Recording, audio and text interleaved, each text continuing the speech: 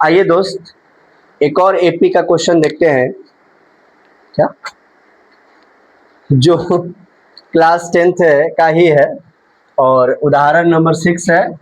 ठीक है, और आपको तो पता ही होगा कि एपी चैप्टर जो है वो 5 में है। तो कह रहे हैं कि क्या संख्याओं की सूची, संख्याओं की एक सूची दिया हुआ है। ठीक है, अब उस सूची कौन दिया हुआ है भाई, चलिए तो यहाँ पर सबसे पहले हम लिखते हैं सॉल्व और यहाँ पे लिखते हैं एपी। अब एपी में है कि नहीं, अब सूची देखते हैं पहले। 5, 11, 17, 23 डॉट डॉट डॉट, ठीक है, का कोई पद 301 है कि नहीं, यानी कि अंतिम पद जो है वो बता देना है 301। क्या बता देना है?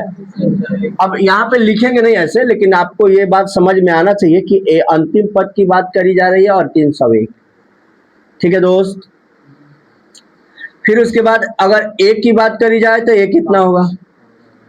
अगर हम डी की बात करें तो कहिएगा सर A2 - A1 होगा।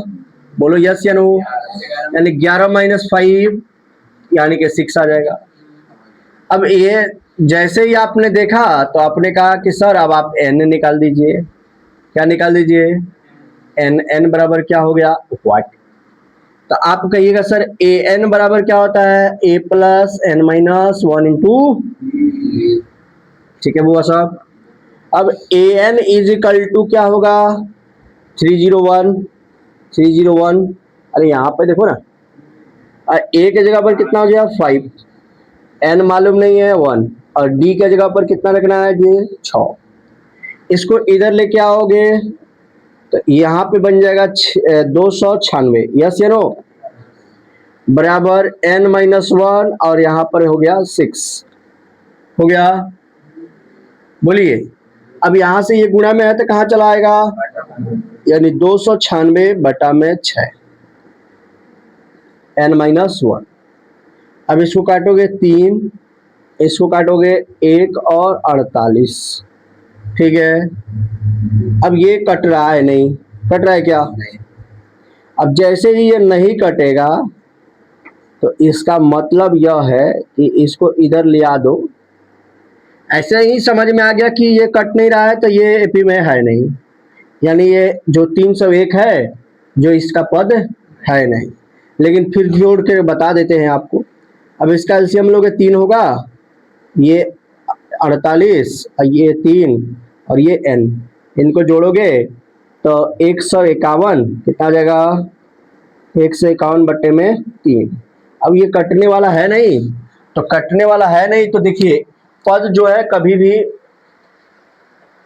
नंबर के साथ होगा, यानी कि पूर्णांक में होगा, पूर्ण अंक होगा। कैसा अंक होगा? जैसे ये 5 है, 6 है, सॉरी 5 है, 11 है, 17 है, 23 है, डॉट डॉट डॉट।